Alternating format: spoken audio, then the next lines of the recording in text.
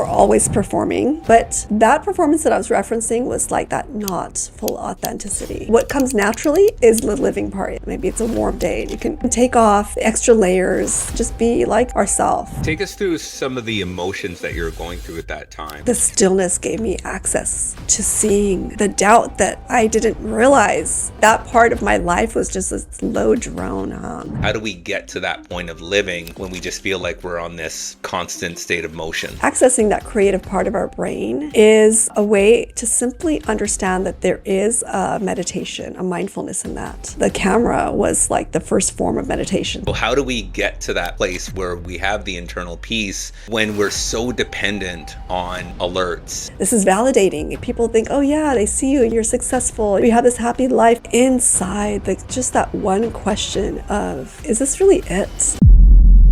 I'm sitting with Rubina Chadha, a trauma-informed mindfulness educator and the founder of Inner Design, and this one goes deep. We talk about what burnout actually feels like and how she learned to move from performing to truly living. Rubina shares how stillness, breath, and creativity helped her reset and find her way back to herself. If you've been feeling stretched thin or trying to figure out how to slow down again, this conversation will feel grounding in the best way. Rubina, I am very excited to have our conversation today. How are you? I'm doing well, thank you. How are you? Thank you for having me here. I am very grateful to have you, and I know a lot of our listeners are going to be grateful to have you today because we're talking about burnout. And yourself, you are a trauma-informed mindfulness educator. So talk a little bit about what that title is and what does it mean to you in the work that you do? For me, the biggest part of that is, I think people really are like trauma informed. What does that mean? For me, it really is about, looking through a set of lens in life to understand that everyone's gone through something that gets them there. So if you just simplify it, I'm not trying to minimize what trauma is. There are, different varying scales, but anytime you're out of your own like window of tolerance, we call it, in trauma and in mindfulness, it means that something is happening that your body, your brain, your mind is not able to cope with. And so what comes on are coping strategies, right, from that.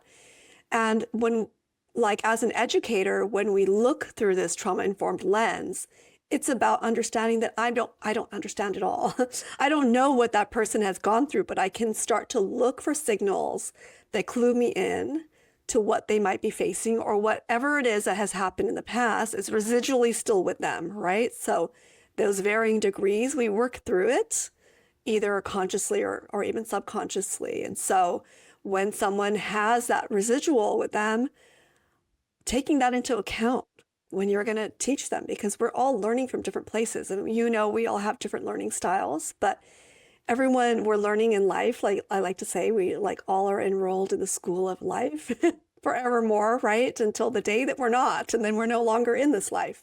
And so that being the case, like when you have someone in front of you, you're going to address something, or you're going to guide them or teach them. Or for me, when I'm going to lead them, I need to be keen on the fact that I don't know all the things that are unsaid. And so looking for cues, for clues, to be sensitive to what comes up in people's responses or reactions. That's that trauma-informed piece. Love what you said about being a student. Mm. We're learning every single day, and I totally believe that. I love my phrase that I always use is being a student of the game. And I want to learn. I'm one of those people who, I mentioned to you earlier, I am all about breaking things down to the smallest atom. I want to understand how things tick. I know my mother is probably upset at the numerous toys that I took apart when I was young because I wanted to know how it lit up. How does it walk on its own? So I've always been interested in understanding beneath the surface, and it seems as though that's the work that you do ultimately. So what got you to this work? Many things got me to this. And, the other parts of it also, right? The mindfulness part of it and the education when it comes to creativity, that's what really brought me to it. It was that, myself, I was a quiet, shy, creative child. You're telling me about yourself growing up. And that, I think also I see that through the aspect of creativity. It's like, how was this put together? How do I create something like this? How did they create this? Right? That's giving you not just information, but an experience.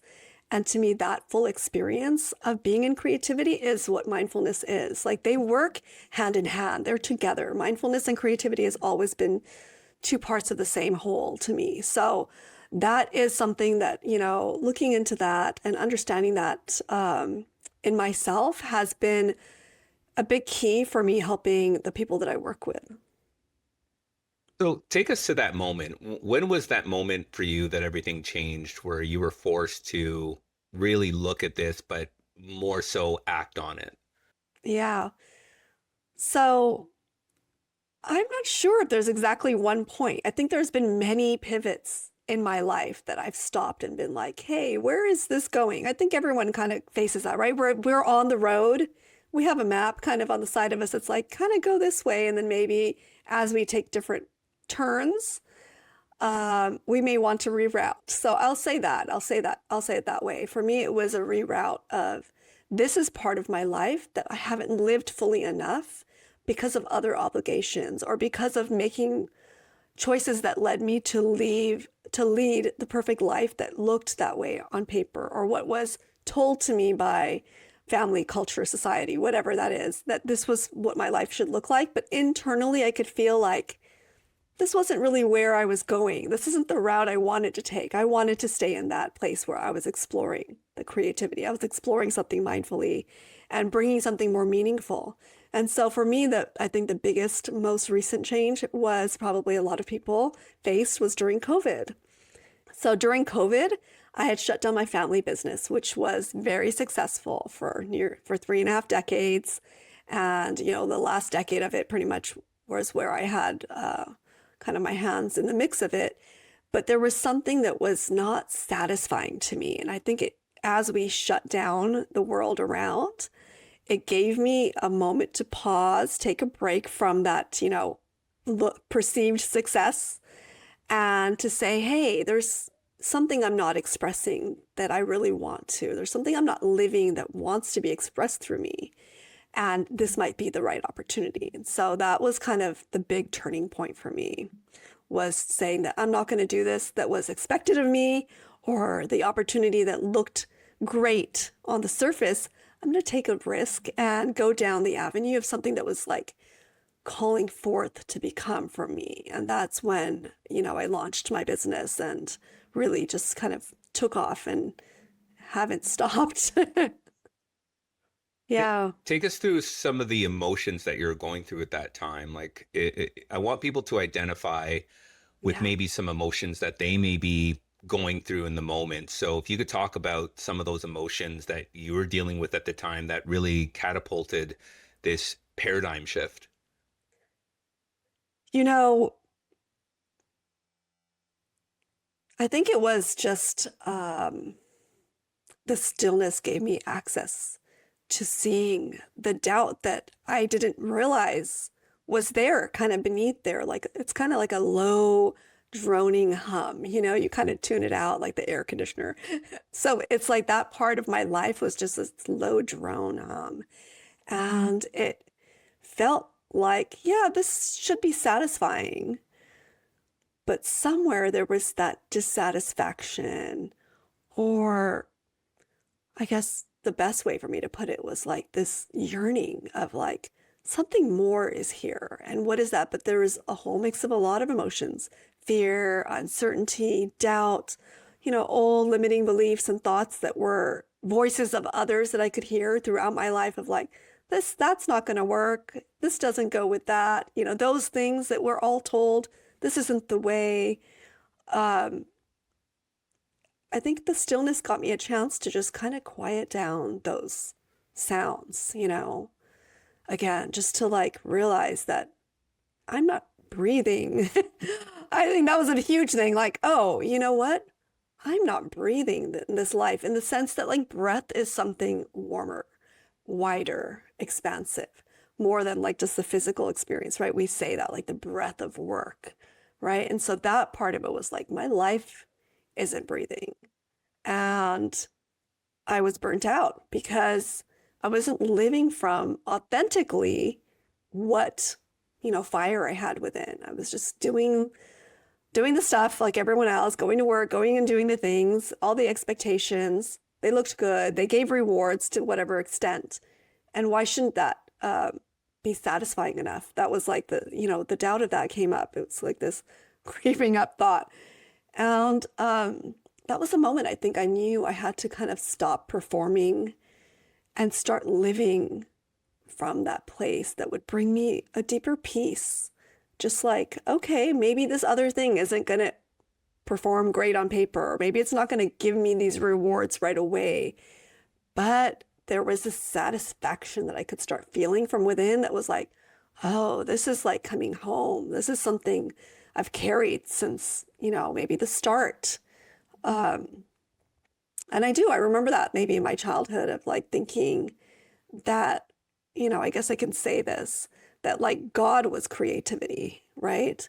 That expression of this ultimate energy, that universal, primordial existence, omnipotent experience was creativity. It was that creative force.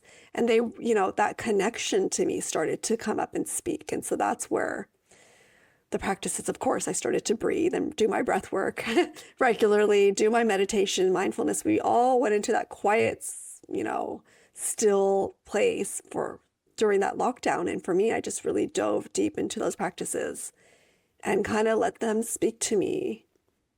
Yeah. You used two terms that I wanted to dive into a little bit and get an understanding of what they mean in the context that you mentioned. You said, I moved from performing to living. What's the difference between someone who's performing or living?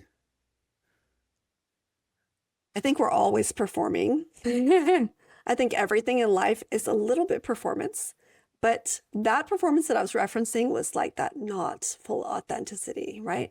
We're performing because we get up and we are in this avatar of ourself, right? There's an energetic spirit that's in, and we're moving through. And what comes naturally is the living part. It's not the performance part, right? It's like when we can take off the extra layers because we don't need them, right? Maybe it's a warm day and you can shed the coat and the jackets and all the stuff that we don't need and just be like ourself.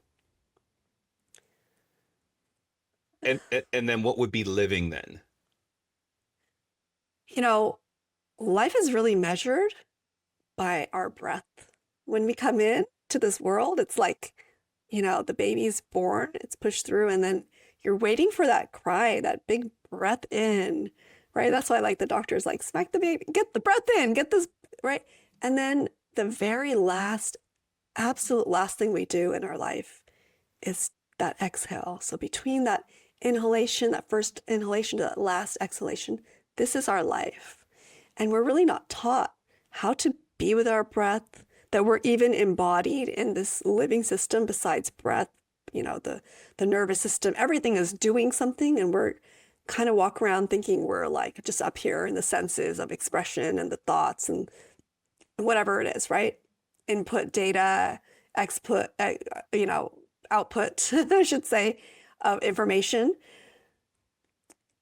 But there's something happening. It's fully embodied somatic experience. And to me, that was the meditation practices, the breathwork practices, the yogic, philosophies put into practice was coming into the body, coming into a somatic experience of like, oh, I am Rubina, more than the name of Rubina that was given to me, more than the expectations from, again, the culture, society, or family that were put on me.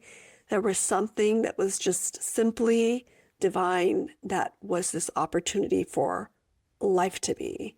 It comes through the breath. It comes through being in this body, and it started to speak to me. It started to, as I tuned in, I could feel, all the little things, what to eat, what not to eat, when to eat, what to do, all of these things that we kind of like almost sometimes disassociate because of traumas or whatever it is, right? Or not even big traumas, just regular stresses of life. And we disconnect from all of our needs, our basic needs sometimes, breathing in alignment and taking, moments to be with ourselves in peace and listening to our body, our expression, our mind. And this, this becomes that performance. Then we get stuck in the performance and not in the living, not in the being, right? We've heard that before. We're not a human doing, we're a human being. And so coming to that being through practices, techniques, through memory, remembrance, and awareness, right? Being conscious in your life is really a way to find out what is it you are really here for, right? That's what I would ask your listeners. I'm like, what are you here for? Something in you knows, and it's known all along. And hopefully you're listening to that, and hopefully you're living from there and you're leading your life from there. When I think about performing versus living, I think about this performing being this perpetual train that you're on, and it just keeps going. And I think about the reasons as to why it's perpetual is because you have responsibilities, you have bills to pay, you have deadlines, you have people that, you're beholden to or accountable for, responsible for. Um, the economic state in a lot of places are becoming even more unmanageable for the average person, etc. So they got to take on more. There's that stress that comes along with it. And then you have that living, which is, like you said, it's being present and being able to not have those extrinsic factors affect you in a negative way. So you're not manifesting it in a way that's hurtful to your body or hurtful to your mind.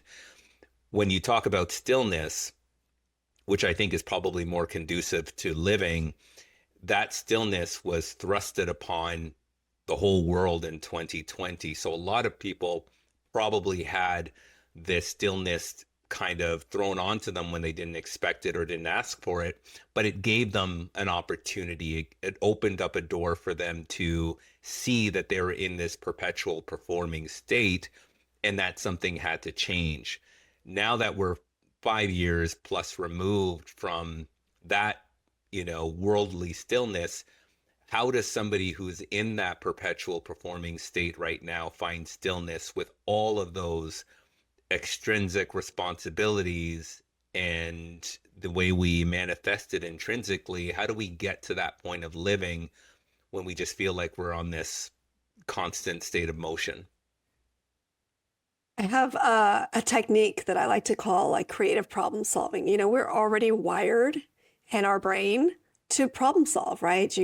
Let's say, again, the example, we're driving down, we're on this path, some obstacles in the way.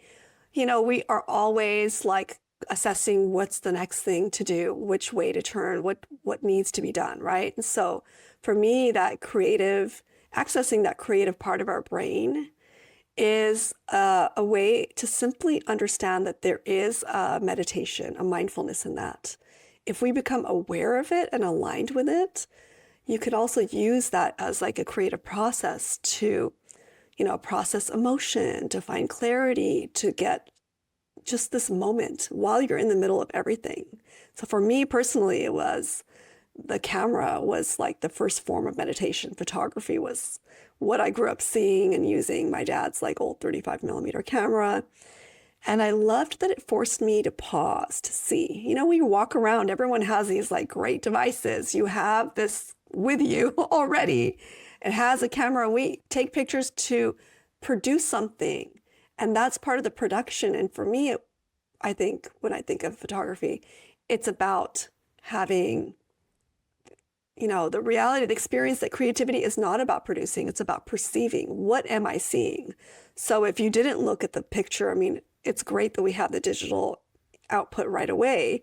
But back in the day, it was like, I don't know, I took all these things. Let's see what comes out when I process and develop it. Sometimes something is great that's captured, and sometimes I saw something and it maybe didn't capture. But if we could walk around, maybe the next time we pick up our smart device and we're ready to take a picture, we just kind of like become aware of like the fact that I'm actually witnessing, looking through my eyes through this thing and capturing something. Maybe there's something in the mood. Maybe there's something in the light. There's some expression. Just becoming aligned to that really gives you access to having that mindful moment. And it's a big release. It's a big relief in the brain, actually. I think even chemically, there are like studies done to it, research that shows that, that creative practices do let us release some stress. For some people, it's gardening. It's just being out there in nature and viewing the beauty of it as you're gardening or cooking something at home in your kitchen. Making your coffee can be an art form, right? As we see. And it's about the joy of the full experience more than just thinking about the outcome. We're so production focused in our culture, right?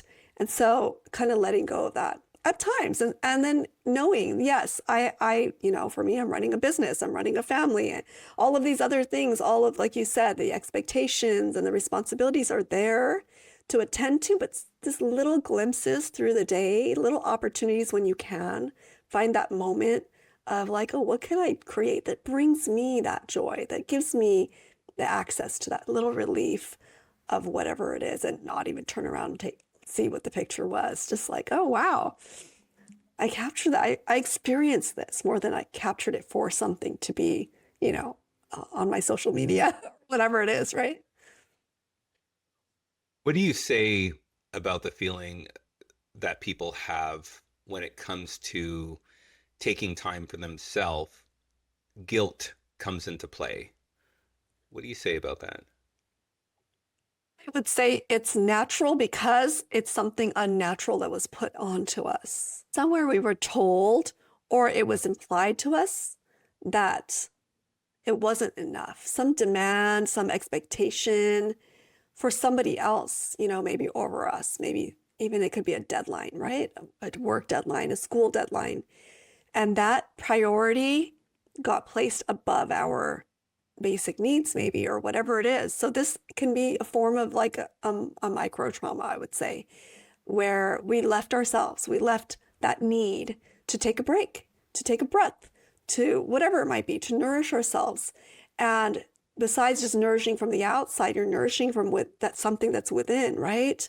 And so just this message was given, and it's not a natural message. It might have been someone else under stress, or even that deadline is like this external stress, and we thought this was a priority over us making that, calling out for ourselves, making that choice for ourselves.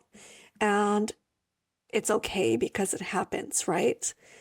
But it's also okay to kind of let it go and say, yeah, I've done that, or I had to do that, or I didn't know any other way, and I ended up doing that, leaving myself behind. And now I can be here consciously. It takes that awareness. In an instant, you can be conscious and aware and say, this moment, I'm just going to take a breath. I'm just going to close my eyes for that 10 seconds and feel that nourishing of this being. Because if I'm not here in this being, then whatever it is, that external expectation, it's not going to be fulfilled anyway. So just having that shift in the priority and the consciousness, and it doesn't have to be a huge thing, but sometimes we wait till all the way at the end and we're like, I'm going on a 1 week retreat and I'm bailing. And that causes guilt again, right? Because it's like, well, maybe 1 week might be too much because the responsibilities or the need of the hour or the demands, whatever it is, don't have space for that. But you always have space to take a breath. Guess what? You're already doing it. So just consciously turning your attention towards it gives you a greater reward. It gives you that lung capacity, energizes you more, right? So just those, maybe starting with small things, like I'm going to just give myself this break to take a few deep breaths, maybe one time in the day, maybe next day, maybe 5 times in that day, and slowly grow that and see you'll actually gain more energy to be able to attack that, whatever it is, the deadline, the expectation, or the demand, and feel better about it because you're coming from that aligned place of what you really do need is the energy that comes within. I like to say we have everything we need. We don't need anything external to access what's already that we're carrying around with us. We have the creativity we need. We have the mindfulness, the breath work, everything we have it already. Our body knows what it needs to do. It's clearly doing a great job if we're all here, right? And just kind of helping it along, just aligning with it so that we can kind of get more benefit from it. Talk about your work, inner design. What is that? What's that about? For me, I created inner design because of my own need, really. It was the fusion of everything I lived and studied: breathwork, mindfulness, human design, creative expression. It was a way of helping people to reconnect with their natural rhythm. That's what I feel is that, alignment is not mental, it's not a concept, it's energetic. And so this is what I felt was important for me to bring to other people who maybe have faced the same thing. And more, I find, okay, was this too much of a niche, too much of a small niche? Is it going to speak to people? Will they feel, drawn to this? And I do see that. I see a lot of people coming to the idea of that leadership, that self-leadership within, bringing regulation before we make decisions, before we lead families or teams, or, returning to our breath, just like this, first pausing, coming to the body before we can be out there in the world, coming from a place of calm and awareness. And that was what I wanted to bring into places where other leaders are looking for that conscious leadership style, for the aligned businesses, and for that to be natural. It's not about control, but it's about coherence. Your evolution going through your own healing helped you design this and make it come to fruition. And it's great that you're using this to help a lot of people. What have you found has been the area that a lot of people have struggled in with regards to their own mindfulness? Like, what have you found in your experience that most people are stuck on or having complications navigating through? For me, it's really about leading from alignment that changed how I live and how I parent and how I create. And I think of my measure of success as being peace. And I think that the next wave of leadership, people who create from presence, not from pressure, is really on the rise. And it's just like what we were saying, it's people feel those pressures and aren't sure yet how to handle them. Do we just toss them out, or is it this like, intense aggressive movement against it, right? How can that be peace when we come out of a place that's like kind of intense or aggressive? And so I think that confusion, because leadership has been so much more on that more aggressive kind of standpoint, like go get it, be go-getters. And how can we still have leadership when it is, appearing calm or peaceful? Is it leadership, or is it just quiet? Is it going to get stomped over? This is where I think a lot of leaders are unsure, and we haven't seen enough of this out there in the world in small or big ways, like even in small agencies and stuff. We haven't seen enough of where it is quiet, powerful, and there is the possibility to slow down, because slowing down can give you more power and strength, like I said, then now you're like refueled and you're more energized to take this on.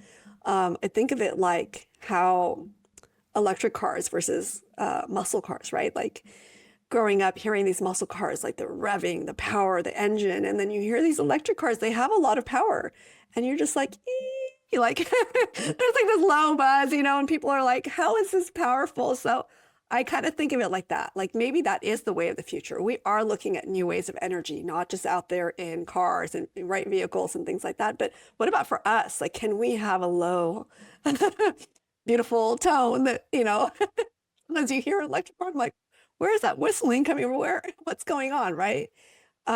It's kind of funny that we have to have a sound to it, because we are kind of wired to know, like, okay, movement makes sound. Otherwise, you might not see it, but it is totally silent, and they are strong and powerful, and they are making a difference. However much or little, I'm not here to talk about environmental needs or whatever it is, but the ways of the future, the technology that's available to us is becoming more quiet, peaceful, and hence powerful. And I think that this example on a grander scale when it comes to leadership, we just got to do it, Dwayne. It's like once we start doing it, you're doing it here on your podcast, talking about it. We're doing this on little ways, and it will become a bigger, widespread, more acceptable way about doing things. How has it changed your definition of success in leadership? All the work that you've done, the work that you've done with people, how has it evolved? I still feel like it goes back to the same thing. I still feel like it's really powerful. I feel like I'm very engaged, but the engagement is like on a different level. It's about delivery. It's not about outcome. It's about the whole process, right? We know life is this journey, not a destination. And I think that that's what it's been, the experience that I've felt at least. Yeah. It's funny because I think about peace, I think about being present. I love those analogies that you use in terms of moving into that quieter power. But I think about a conversation I had recently. Robin Bolton, who I spoke to a couple of weeks ago, talked about her change and evolution and how her big change was recognizing that how much of her identity was tied into her role. She was very granular in saying her inbox count was a validation in a lot of ways. How does somebody detach from that? Because it's so pervasive. It's a part of their day every single day. How do you put on that shift, that change, when your identity is so tied to the value of your role, your title, the amount of attention you're getting, recognition, awareness? Because I feel, Rubina, like we're in a place right now where a lot of people are looking for extrinsic validation. So, how do we get to that place where we have the internal peace when we're so dependent on alerts and notifications and our titles and our money and our value? How does that happen? I think it's a simple question to ask oneself, you know, like how much does this bring you peace and joy? How happy are you really? It seems like that makes me happy seeing that the like count, right? We're talking about the eyeballs. Eyeballs are really like what we're selling to now, right? How many people saw this and liked it? Like how much we are driven to feel like I need to be liked. This was something I can definitely relate to, coming from the cultural background. For me, it's, I'm first generation from immigrant parents from India, and they came here. They worked hard to give us the life, the education we got, and we were to uphold our cultural expectations and our traditions. And I think I broke all of them. I have to count, like, see, is there's anything left? But, those parts of it were like, yes, this is validating. People think, oh yeah, they see you, you're successful, you're happy, or you have this happy life. It appears from the outside, or this is what you're doing for your family or whatnot. All the quote unquote right things we'll say, right? But inside, like just that one question of, is this really it? Maybe anyone can ask that question. Is this really it? Is it my like count? Is this it? Right? When people can buy their like counts, then like when I realized that, then it was like, oh, I'm not going to look at and see anybody's like counts or how many they have followers, or even then it comes to the point of like, I'm not even going to look at my own. It's irrelevant because it may seem to, bring some excitement in that moment, like, oh, wow. But really, is that valuable? Where is that going to in my life? Is that rewarding me? And is doing more making me feel like, yes, I got this? And sometimes it does, and that's okay. People are driven and ambitious. And if that feels rewarding and you are at the end of the day feeling satisfied, it's not like, oh my God, the next day, do I have to do this again? Do I have it in me again? Right? All of these small little nuances to question oneself and say, is this where, I feel content? Is this where I wanted to be? Is this where I want to be tomorrow? If I have to do this for the next 100 days, how does that feel? That would be a great way to like ask. For me, if someone asked me, if you did this for the next 100 days, I would be so excited. Oh my gosh, I get to do this for another 100 days. Awesome. Right? So that inner drive, regardless of the external, you know, the validation, the views, the numbers, all of that stuff. Regardless of that, it's hard. It's hard to decipher those two, and or to just to live them separated in a way and say, this is what I'm loving to do, and this is what I'm supposed to do, or this is what looks good, or this is what's giving me more views. Let me do that. And then you find yourself like, oh, that side, I'm starting to feel hollow. I don't think I can keep doing that. Right. So your body will tell you, your mind will give you the answer, first of all. Your being, your whole being, when you are completely in alignment and listening to it, it will speak to you. It will tell you, this is not where I want to be, right? This is not, I can't do this again. If someone said, would you do that on Christmas Day for no pay? Would you do it? Right? On a holiday when everyone else is enjoying, would you go and do this work that's so driven? My answer would be yes. Can I help people? They would feel they need, to lead from this place of mindfulness, and I get to go do this on that special day with them. I will absolutely do it. Does somebody need a replacement though? Like if you are able to get over those extrinsic validations, let's say, do you need something to replace that, or can you just be without it in totality?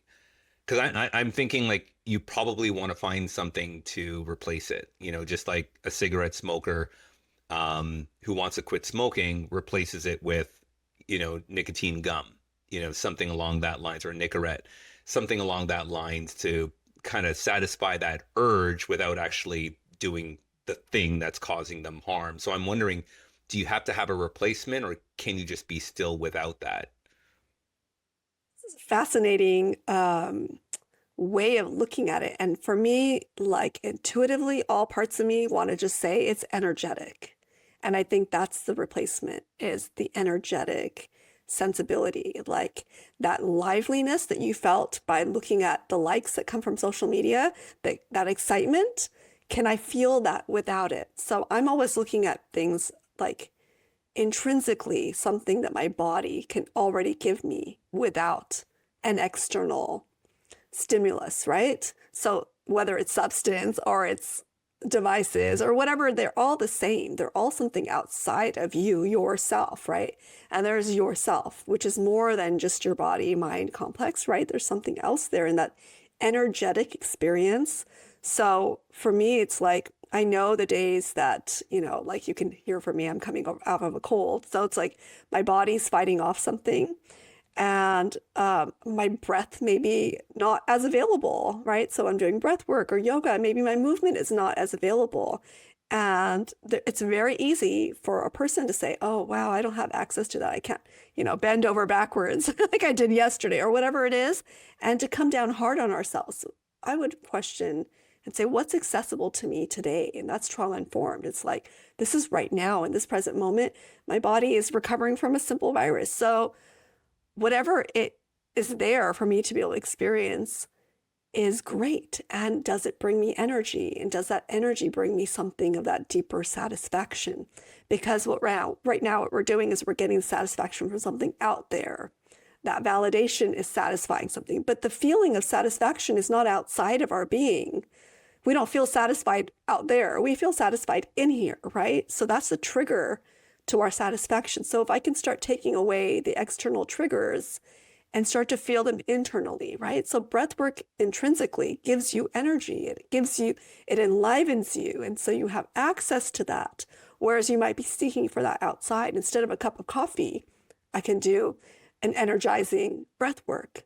Why not? My breath is already with me. Now I don't have to go to Starbucks and pay $5 for that coffee, right? I got it free. So that mentality, that perspective, if we can start to take that journey, it takes courage. It takes, a chance to give ourselves an opportunity of saying, all right, I've already tried. I've already had so many coffees in my life. How many coffees can I have? Let me try this thing, right? Let's see, what does this give me access to an experience of my own being, my own energy, myself, that journey, that part of it. So that's what I would replace it with, that question of like, how can I do this? Like, how can I get this somewhere else that doesn't even cost me anything, that doesn't have to have a side effect, right? Do you think people could do that on their own? Because I think about the coffee example, and I have 2 cups of coffee every morning. Um, I don't know. why I do it every morning. I just know it's habitual for the No most part. judgment, by the way, no judgment. I'm not saying that we should. I love the Yeah, coffee. That's okay. It has its yeah. place. No. I'm just using it as an example, right? But if I was told that, hey, you should cut down on your coffee intake and replace it with water, let's say in the morning, because water has the ability to waken you up and revitalize you as much as caffeine does. But I never do it. And it's not like coffee, and I don't know, maybe there's some people who feel coffee tastes great. I don't compare coffee to like apple pie and ice cream in my taste buds, right? But I enjoy having that cup of coffee because it's a part of a pattern, a moment that I share with myself every single morning. And I kind of relate that to mindfulness in a lot of ways. However, replacing that with something else, even if I wanted to do that, would be very, very challenging. So, how does one do that without support? Like, can you do it without support? Because I'm sure there's some things that people want to change and replace, but it's like, I don't know if I could do it on my own. Well, I will say yes and no. I think there's two aspects to it. Yes, because the only way we can do anything is by deciding we're going to do it. And it is a single individual journey to make changes in our life by any small thing. Secondly, we are community, communal, tribal people. And so we want to have some place where we can do this together that supports it, right? So, and definitely I'm not the purity police, but I do live a pure, like simplistic lifestyle, minimal, mindful lifestyle that aligns with me. And so finding what aligns with you. But do I love coffee every once in a while? Sure. Do I, so things like that, yes, it's okay. Also, to find the right balance for each person, it's different, right? But if I was going to go on this journey as somebody who has always had coffee, let's keep with that example, and I'm being told maybe health wise, I need to cut back or I want to replace it with something that might be more beneficial for me, I would first have to make the individual decision and say, this is something I'm going to do. And if I do need the support, maybe there's a coffee, expert that I can go to that can help me come off of this, or find the community of other people, like-minded people who are maybe, having this morning water or like going, let's say jogging, like maybe I'm replacing it with something like, right? Something else. If you feel like you have to replace it with something external, then I would do that. But I would also say that it's absolutely possible to make a decision. Every human has willpower, right? And we know that if where there's a will, there's a way. So just to make that decision that, I've had enough coffee in my life and now I'm going to do this and I'm determined to do this and make that decision and go for it. Find out what kind of things can I replace it. We have so much access to information. And then if you need the support, there's always different kinds of support for whatever it might be, right? I'm not saying it's impossible, and we are wired different. Some people are more, like for me, I'll always say I don't have an addictive bone in my body. Like my body is like gets up and craves like, let me get an apple, right? I love sugar, I love chocolate, I love my sweets, I love to have all that stuff, but my body is kind of wired this way. And is it habitual? Is it nature or nurture? I'm not sure. Maybe it's a good combination and I'm really lucky.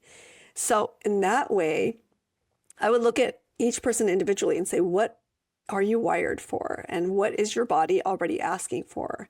And listen to those signals. Maybe enough is enough of coffee. Maybe you get palpitations. Maybe you get something that is not pleasant from it or whatever it is, right? So just looking at it like holistically, seeing the whole picture of it and then seeing, oh, I didn't know I can do breathwork that can replace coffee and it's free. So that's cheaper. It can cut my, you know, my account from outdoor, expensive coffee houses or whatever it is. I'm interested to explore this and to journey on it and then not being hard on yourself. Again, the trauma informed piece is like some days I get up and I'm like, I am tired and my breath work maybe was not so fulfilling to me. And now I'm rushing to the next thing. I'm human. I have all of these things too. And then now I'm like, oh my gosh, I'm stumbling all over it. And I don't have to toss the whole day out or toss all my practices out or all my concepts that do work for me. Just looking at it, the trauma informed is like, yeah, last night was a rough night. The neighbors were partying and I didn't get good sleep. And today I'm a little bit struggling. So, how can I see myself through that trauma informed lens of like, all right, this is what's showing up for me today. And this is my ability to this day, right? And I have these responsibilities I have to meet, and I got to trim somewhere, right?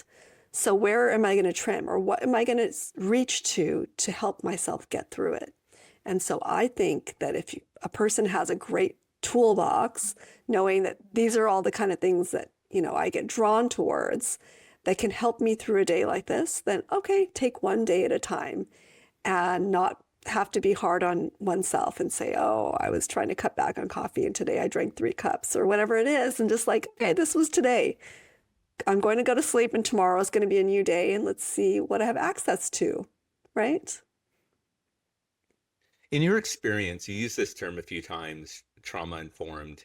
In your experience, how many people do you feel are informed of their own trauma and how it's manifesting in their day to day? It is few. It is few, and it's not because of anything other than I think a lack of awareness. And sometimes it's hard. Sometimes we're still facing a trauma and we haven't come through the other side. And there are lots of stages and lots of help that a person can get. And I think going through it or even seeing someone else go through it makes you sensitive. And sometimes that leads to a sense of fear. And it's an avenue that there's a lot of specialists, doctors. I'm not a doctor, um, that have great information on it, and it is a journey to stop and say, there's something that I have. It doesn't have to be a crutch, but I want to walk through this to get through the other side, right? I want to understand myself. So it's a journey. It's a journey, and it's really hard. And this is why I think trauma-informed care in educators or practitioners or whatever is so important, because you're getting the chance to pause for that person. You're holding space in a sense so that they can know what it feels like to be seen in whatever it is they faced, right? And that being seen itself is the step to take on going through the journey of healing. And so this is why I think it's so important to have this understanding, to have these perspectives, and to work with people who have these kind of perspectives, because it opens the door so that you can, one person, whoever it might be, who's experienced it, who may be unaware, can become aware, oh, yes, there is something in my subconscious deep down that has never been addressed or healed or cared for. And here, this person is holding space for me to dust it off, maybe bring it to light, right?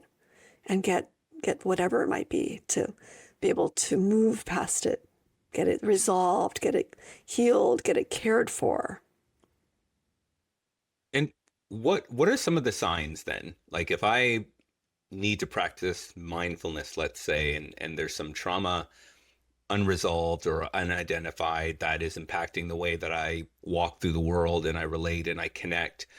If I'm not aware of that, let's just say I've never heard of trauma informed mindfulness or anything like that, what would be some of the signs that I would look for or identify with to realize that, hey, I could be operating at a very high level right now. I'm burning out, but I don't really recognize it or acknowledge it.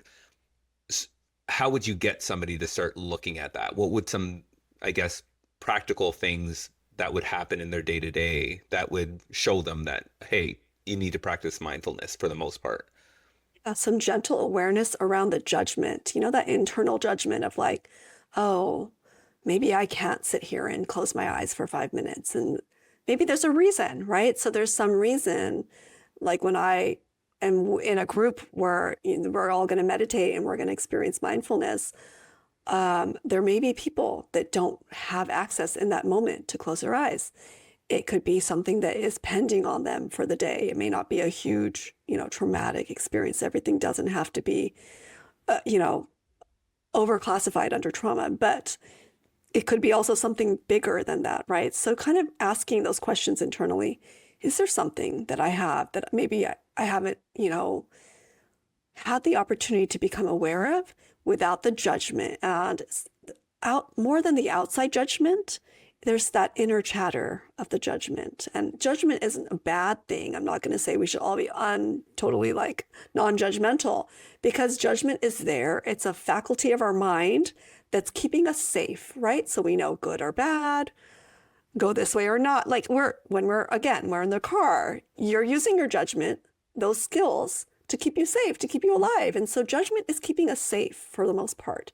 And there's times that we have maybe felt not safe, and that's where the trauma may be sitting, right? There's some part that the brain, the mind, our faculties have known that our body is not safe, right? Our being is not safe.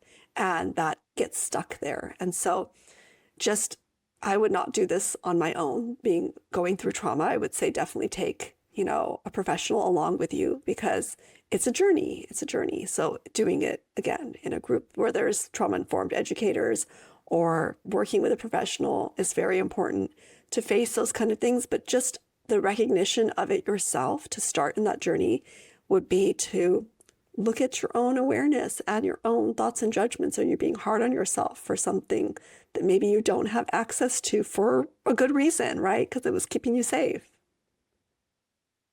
Like that. That's good. Thank you for sharing that. Um, if listeners are thinking right now, hey, listen, I want to act on this right now. I'm going to turn off this podcast and do some mindfulness. What are some small, accessible ways that people can reconnect with themselves at this moment? I love the very simple mindfulness. I've even taught it to kids, very young kids, is the five, right? Like the five different things. So you can just pause and just with your eyes open and look at five different things around you, recognize them, oh, there's a pink mug or a red something, kind of calling it out internally, or you can say it out loud also, a few things around you, the color or the shape or whatever you might be seeing. And then there's the four things that you can hear, right? You're hearing my voice. Maybe again, you're hearing the droning air conditioner, heater, or whatever it might be, a fan, whatever the traffic, whatever is around in your surroundings, right? Those four things. And then maybe three things that you can touch, right? It's maybe the fabric on your clothes, or your hair, or something that's in front of you on your desktop. And two things that you can smell, right? Take a deep breath and then you start to go, oh, I smell maybe the shampoo that I used earlier, or there's something in the room, or there's something cooking from the kitchen, or the neighbors, or whatever it might be, or the outdoor fresh grass just got cut. And then lastly is like just noticing in your mouth a taste that maybe, it could be something you ate earlier, or like a mint you might have had, or something so you're just walking yourself through those five senses with these five different things. It's very quick. It's very accessible. You don't, like I said, you don't have to close your eyes. It doesn't take a big, deep study or focus on it. It's there for you. So I would definitely say start that there, and then see, maybe you can do this at a stoplight, right? When you're stressful in traffic or something, oh, look, I can actually do this. Still pay attention to the traffic that's calling at you, but start to go through some of those five, maybe not all of them. Now you got me interested. I'm really interested now that I've heard of all that, and I love those. I think those are great ideas. Um, and great concepts to really just apply in the moment. So I love that. It's very easy. It's very accessible, those five things. Uh, Do you have a time where you've applied mindfulness in the moment because you're in a situation that was maybe, overwhelming? All the time, Dwayne, because I too am human and I am under pressures and stresses and demands, expectations, just like all of you. And there are lots of times I'm just like, oh, I'm holding my gut really tight. Like I'm not letting breath go to my belly. And just realizing that, like I see you just sat up straight, just like all of a sudden realizing, oh, this really intense thing is happening. Somebody's intense around me. I'm picking up their vibes and I'm not taking a deep breath and I don't have access to all of my thoughts, or, instead of reacting. So with practice, that's what I really think is important, is that I practice these things when I'm not under stress, so that when I'm under stress, I think my, subconscious and my whole psyche, all of me can just access that. Oh yeah, take a deep breath, Rubina. Don't hold it in. Okay, Rubina, this is happening around you. You're in this situation and you have access to something in you. Just talking myself through it is important. And it's always right there with the breath, right there in the belly. You know, maybe I have a really bad habit from young. I don't know, to like tense in. We were told that, right? Like, suck it in, smile at the camera. And so this is, nobody's ever just like, oh, relax your belly, take a deep breath, feel it, let it fill, let it get nice and big like a balloon. And, I teach this in yoga. It's, yes, this is how the breath should be. We watch a baby, the belly is rising and getting full. This is life, this is full energy. And so I absolutely access this multiple times a day, I would say. Yeah, it's funny when you said I just sat up straight. It's these mental cues because I know in the last, especially the last 5 years, I've been sitting so much for my work that I've realized I've been getting these aches and pains in my lower back. And I realize it's because I'm not as transient as I used to be. So I'm trying to practice like, engaging my core as I'm sitting. I'm trying to practice, doing stretches around my home every single day. Certain things that I feel like in those moments give me the ability to connect mindfully. I will admit there's some things like touch, smell, sight. And when I think about sight, I think about focus, like just really focusing on something and observing it. These are things that I want to start doing more of. I feel like the physical aspect is something that I'm more comfortable with and I have more maybe awareness around, but it's those other things that you mentioned that I feel like I want to really bring to the surface of mindfulness. It's interesting because one of the things that I practice is I play video games. And the funny thing is, it actually is the one time I'm actually doing something where my mind doesn't drift because my mind drifts a lot when I'm reading a book. Sometimes when you're reading, you read a whole page and you realize you don't even remember what you just read. And I find like the only time I'm fully encapsulated and not thinking about anything extrinsically is when I'm playing a video game.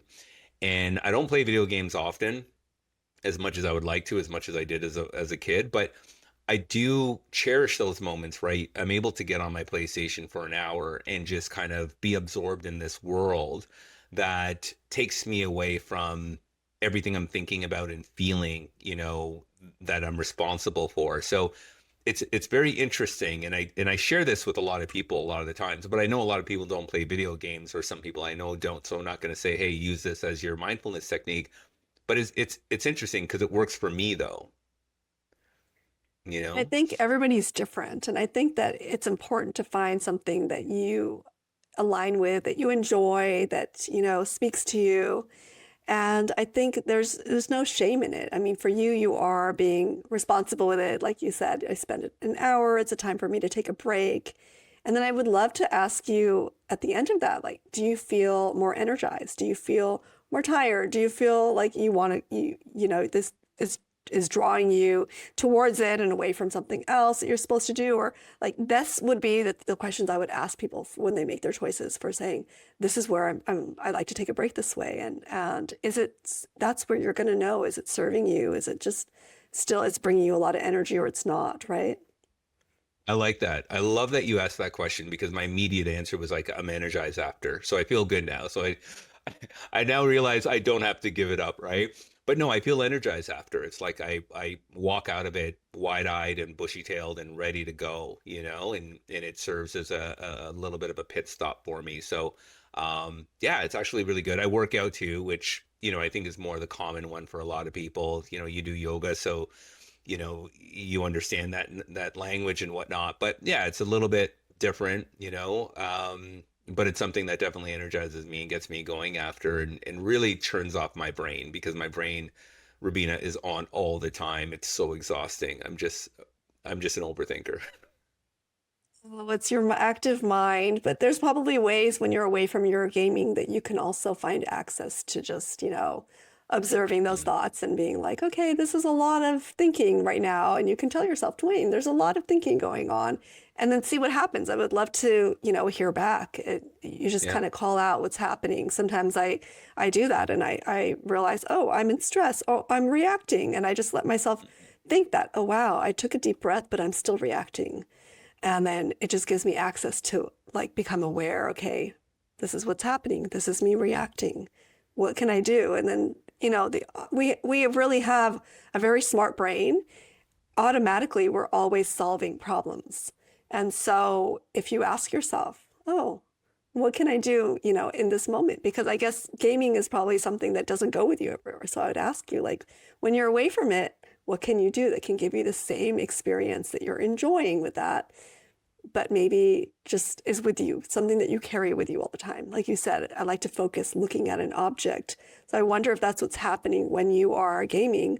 This is what your brain and your mind, your whole system is physiologically doing. So maybe this is something you can do when you're out driving. You can just be like, oh, I'm really enjoying watching the clouds, or something else that also gives you this, right? And is with you all the time. That's important.